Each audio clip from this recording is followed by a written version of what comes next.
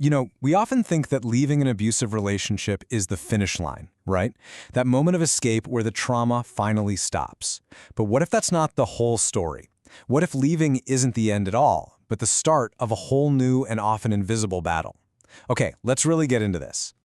We're going to start with this really powerful statement from a survivor named Zoe, and it just cuts right to the heart of it, doesn't it? For so many people, the patterns of abuse don't just pop up in their adult relationships. They're learned way back in childhood, twisting what normal looks and feels like, and that can make someone so much more vulnerable later in life. And Zoe's story is nowhere near unique. It's actually part of a massive global crisis. Get this, research shows that nearly a third, 27%, of women all over the world have experienced intimate partner violence. This isn't some rare thing, it's a daily reality for millions. So, to really wrap our heads around this journey, we're going to walk through it piece by piece. First, we'll talk about the abuse itself, those invisible wounds. Then we'll dive into the psychology, that intense bond that makes it so hard to leave. We'll look at what it really takes to get out, why the abuse often continues even after they're gone, and finally, how survivors fight like hell to reclaim their lives. Okay, first things first, we have to understand a type of abuse that leaves no physical marks, but it can be just as devastating, sometimes even more so. We're talking about the wounds that no one else can see. And the key concept here is coercive control. This isn't about one bad argument or someone having a bad day. No, this is a deliberate, systematic campaign to psychologically dominate another person. It's all about taking apart their independence, their self-worth, and their version of reality bit by bit. And this is the playbook. It's things like constantly putting you down, cutting you off from your friends and family, controlling every penny you have and every minute of your day. It's threats, intimidation, and maybe the worst part, blaming you for all of it, making you believe the abuse is somehow your fault. It's like being trapped in a cage that nobody else can see. So now that we see how this invisible cage is built, it brings us to that one question people always ask, the one that's so common but so completely misunderstood. That question. It makes it sound so simple, doesn't it? Like walking out of a boring movie. But the reality is so much more complicated.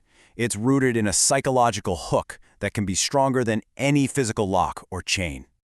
It's called traumatic bonding. See, abusers aren't terrible all the time.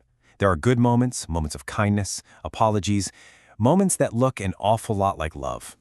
And that mix of abuse and then sudden kindness, it creates this incredibly powerful, confusing bond. The victim starts clinging to those good moments, hoping that's the real person who will come back for good. Now listen to this insight from Karen, another survivor. This is so sharp. She says it's like they have a radar. They are experts at spotting vulnerability.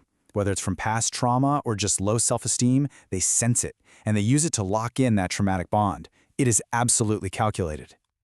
So, if you're stuck in this web of control and this intense emotional bond, what in the world does it take to get out? Let's talk about the process of leaving, because it's not a whim. It's a high-stakes, calculated escape. This is so crucial. We have to get rid of that image of someone just packing a bag and walking out. Leaving is a journey. It's filled with constant risk assessment, with fear, and with planning that has to be absolutely meticulous. This timeline gives you a sense of what that really looks like. It starts with just living on edge, always waiting for the next explosion. Then it moves into managing that risk, planning in secret, like one survivor who had to use someone else's phone to call for help so she wouldn't get caught. Then there's usually a point where you realize the danger is getting worse, no matter what you do. And that leads to the actual break, which statistically is the most lethal moment for a victim of abuse. And that brings us to the very heart of this explainer. Because for so many survivors, that incredibly difficult, dangerous act of leaving, it doesn't end the abuse. In so many ways, it's just the start of a completely new kind of trauma. This is the assumption most of us have, isn't it? The person's gone, so the threat is gone. Simple. But the reality is so much more frightening. The control doesn't disappear. It just changes its shape. To really get this, we need a new term, continuous traumatic stress, or CTS. Now, it's different from PTSD. With PTSD, you're dealing with the aftermath of something that happened in the past. With CTS, the traumatic event isn't over. The threat is ongoing. The danger is right there all the time. And here's exactly what that looks like. It's stalking. Imagine getting a text saying, "I'm outside your flat." It's using the kids as weapons, using the court system to keep harassing you. It's financial abuse, dragging you through endless legal battles to leave you with nothing. And it's direct, terrifying threats, just like another survivor got. The relationship might be over, but the campaign of terror isn't. So when you're facing that kind of constant threat, how does anyone even begin to rebuild? This last part is about two things: the unbelievable strength of survivors and the systems that are supposed to help them, and how badly they often fail. I mean, you can just feel the sheer force of will in this quote from Tess. After everything she's been through, it comes down to this raw determination, this choice to just get up and keep fighting for herself and for her children. That spirit is what defines so many survivors.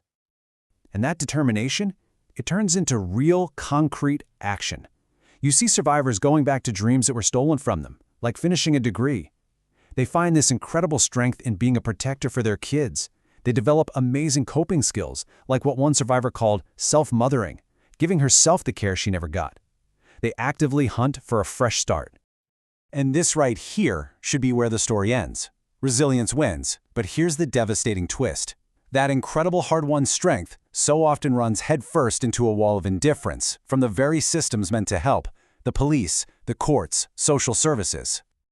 This quote from Rivers is just heartbreaking. It speaks to this profound feeling of being abandoned. After surviving the abuse, after finding that impossible courage to leave, she found that the helpers, the adults, the authorities, they just weren't there. No one took responsibility. She was left completely alone. And that leaves us with this final urgent question. We see undeniable proof of the resilience, the strength, the strategic genius of survivors. So why is it that when they finally reach out for help, the hand they need just isn't there? It forces us to look beyond the two people in the relationship and ask, what is our collective responsibility to make sure that leaving abuse is truly the end of the trauma and not just the beginning of a whole new one?